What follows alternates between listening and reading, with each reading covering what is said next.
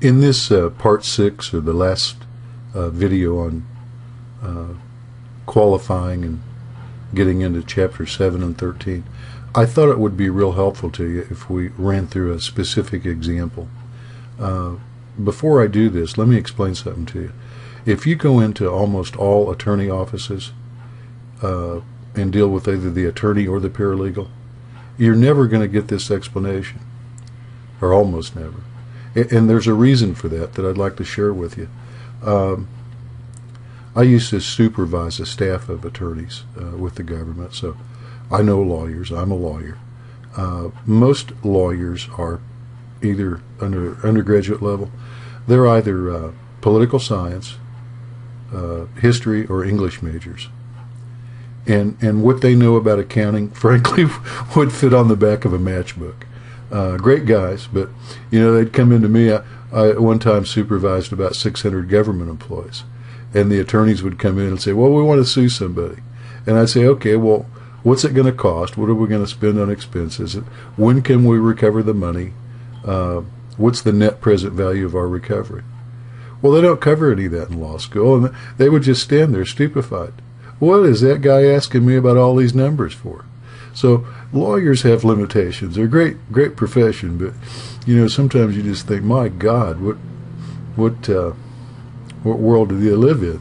So let's take an example. Let's take a family, and let's assume that the regular house payment is $1,200, and somebody got sick or lost a job or something has happened. It always does in bankruptcies. It's always the last straw. So let's assume that this family is 3 months behind on the house payments. So they owe $3,600. Well, we all know what's happened at that point. Your mortgage company has said, well, we don't even want $3,600. We've accelerated the full amount of your mortgage, and we want you to pay it off in full. Well, excuse my language, but how in the hell would anybody do that? That's the equivalent of saying we're going to throw you out on the street.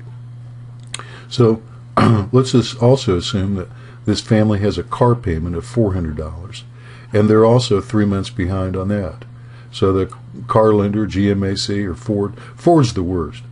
I know they didn't go get the government bailout money, but my God, I would never buy a car from Ford because they're so ruthless in their collection techniques. But be that as it may, let's assume that this is where the family is economically. So mom and dad are overwhelmed. They think it's the end of the world, and they don't see a solution to any of it. Well, let me tell you, folks, Chapter 13 can make all of this very, very workable. So let's take some examples so you can see what we're doing. Let's assume that we're going to look in the first instance at a 36-month Chapter 13 plan. Well, we're going to take that $3,600 and we're going to say, okay, we'll make up the delinquency and we'll pay it to you in equal amounts over 36 months. So the overwhelming pay off the full loan balance or whatever, that's now become $100 a month. And we're going to do the same thing on the car. We're going to take, okay, we'll give you your delinquency, and we're going to pay it to you in equal amounts over 36 months. So that's $33 a month. Well, the 100 plus the 33, $133 a month plus your regular payments. Well, that's something all of a sudden you're going to begin to see, hey, I can do this. Well, yeah, you can. So let's do this. Let's say what it all adds up to. I'm using Excel. You can use a scrap of paper. You don't need a computer to do this, but it helps, of course. Okay, if we take up your regular payments plus the late payments, that's $1,733. Well, $1,600 of it was what you would have paid otherwise if you'd never fallen behind. So you got $133 a month. Well, the Chapter 13 trustee is going to charge you an 8% trustee fee. Well, if we know that 1733 equals 92%, how do we get to 100%? Well, it's real simple. If we take equals 1733 divided by 0.92, take the percent that you know, and then what is that? Well, it's $1,884 a month. So let's go 1884, and I'm going to put that in 1884.06. Okay, now we've got that. All right. Now, let's say, well, what would it be if we went for 60 months?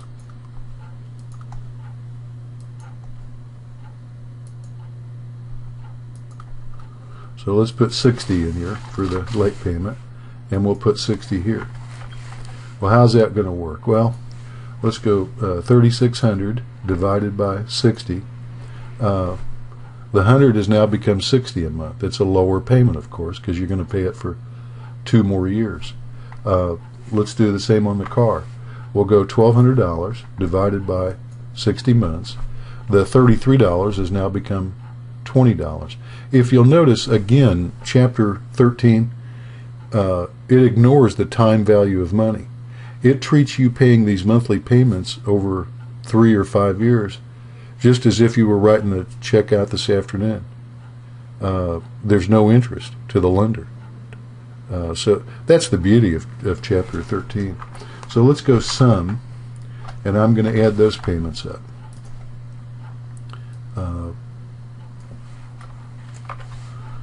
So we got 1680, and again it's the same formula, equals 1680 divided by 0.92. Find the decimal point.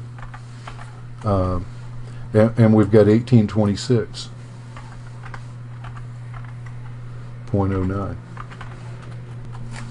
So that's the difference between some $60 a month difference less if you paid over 5 years versus 3 years.